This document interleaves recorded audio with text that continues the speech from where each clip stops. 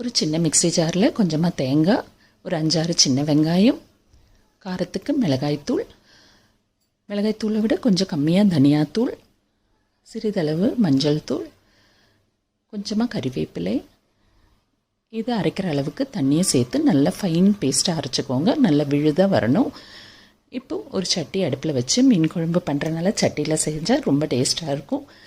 சட்டி சூடாகி வந்ததும் தேங்காய் எண்ணெய் சேர்த்துருக்கேன். உங்களுக்கு வேணும்னா நல்லெண்ணெய் சேர்த்துக்கோங்க. எண்ணெய் சூடாகி வந்ததும் கடுகு போட்டு, கடுகு பொரிஞ்சதும் வெந்தயமும் சேர்த்து பொரிய விட்டு, சின்ன வெங்காயம் ஒரு 7-8 சின்ன வெங்காயம் கீரி அதையும் சேர்த்து, கூடவே கருவேப்பிலையும் சேர்த்து நல்லா வதக்கிக்கோங்க. அது செவந்து வரும்போது இந்த அரைச்சி வச்சுருக்கிற விழுதை அதோடு சேர்த்து நல்லா பச்சை வாசனை போகிற அளவுக்கு நல்லா வதக்குங்க. அந்த பச்சை வாசனை போய் வந்தால் தான் நல்ல டேஸ்ட்டாக இருக்கும் குழம்பு. அதனால் அதில் கொஞ்சம் கவனமாக இருங்க. இப்போது தேவையான அளவு உப்பு சேர்த்துக்கோங்க. அதே மாதிரி மிக்ஸி ஜார்லேயே தண்ணி தேவையான அளவு ஊற்றிட்டு அதையும் கொஞ்சம் கலக்கிட்டு சேர்த்துக்கோங்க.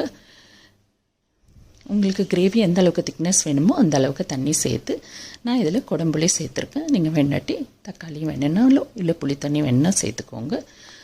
இப்போ நல்லா கொதித்து வரும்போது மீன்களை அதோடு சேர்த்து நல்லா ஒரு கிளறி விட்டுட்டு ஒரு மூடி போட்டு வேக விடுங்க. மீடியம் ஃப்ளேம்லேயே வச்சு வேக விடுங்க.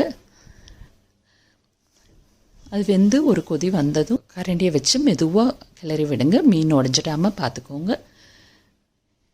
இப்போ அகெயின் அதை மூடி போட்டு கொஞ்சம் நேரம் கூட வேக விட்டு எண்ணெயெல்லாம் தெளிஞ்சு வரும் மேலே அந்த ஸ்டேஜில் நல்லா புளி உப்பெல்லாம் செக் பண்ணி இறக்குனீங்கன்னா ஸ்டைலில் சூப்பர் டேஸ்டான ரொம்ப சீக்கிரமாக செய்யக்கூடிய மீன் குழம்பு